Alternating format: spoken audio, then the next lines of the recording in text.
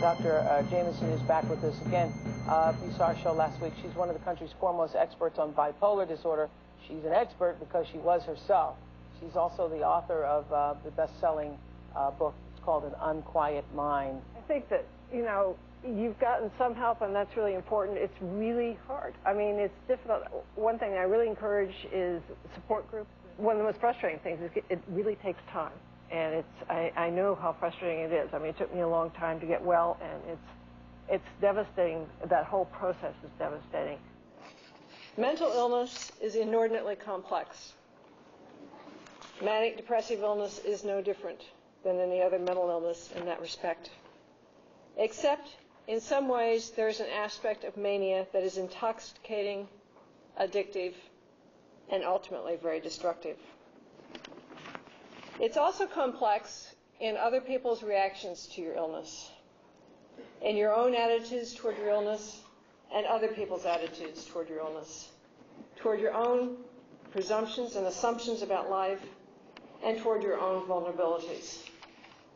It is a frightening and terrifying experience. I think what you can say about suicide is it is very, very clearly related to mental illness. And that is the major correlation. 90 to 95% of people who commit suicide suffered from one of 5 or 6 psychiatric illnesses. And the strongest correlation is between a mood disorder like bipolar illness and alcohol problem. And that is a very high rate indeed. So there are, some of the psychiatric illnesses have a relationship to class. It's not a overwhelming one. Schizophrenia with slightly lower class, but it's always been unclear what that was due to, because there's so many economic problems that come about from schizophrenia, for example. Which of my feelings are real? Which of the me's is me? The wild, impulsive, chaotic, energetic, and crazy one, or the shy, withdrawn, desperate, suicidal, doomed, and tired one? I reaped a bitter harvest for my refusal to take lithium on a consistent basis. A floridly psychotic mania was followed inevitably by a long and lacerating black suicidal depression. It lasted more than a year and a half.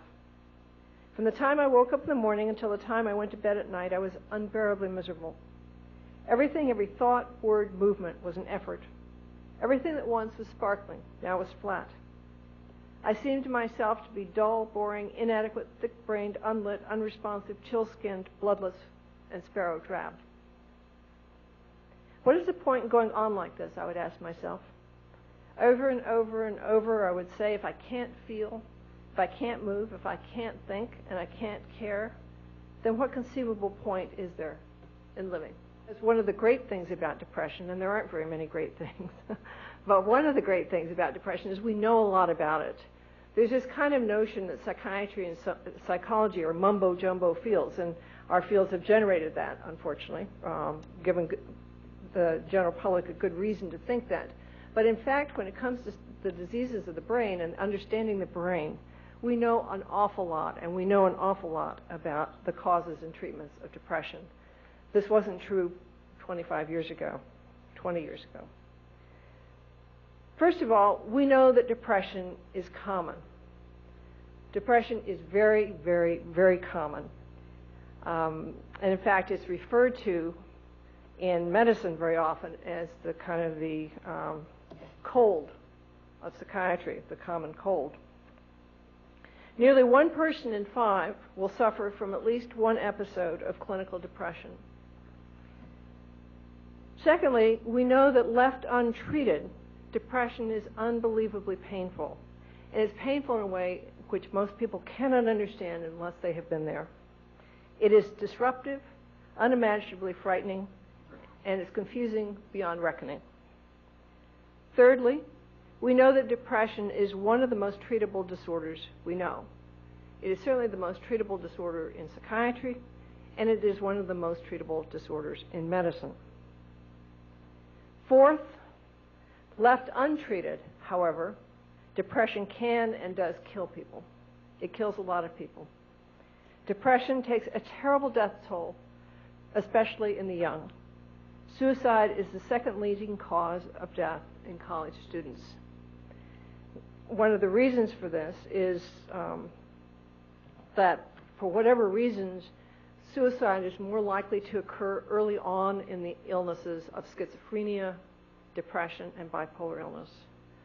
And so people, when they're least likely to be properly diagnosed, least likely to be taking their medications if they've been prescribed medications, they're most likely to kill themselves. There are a lot of things that can be done.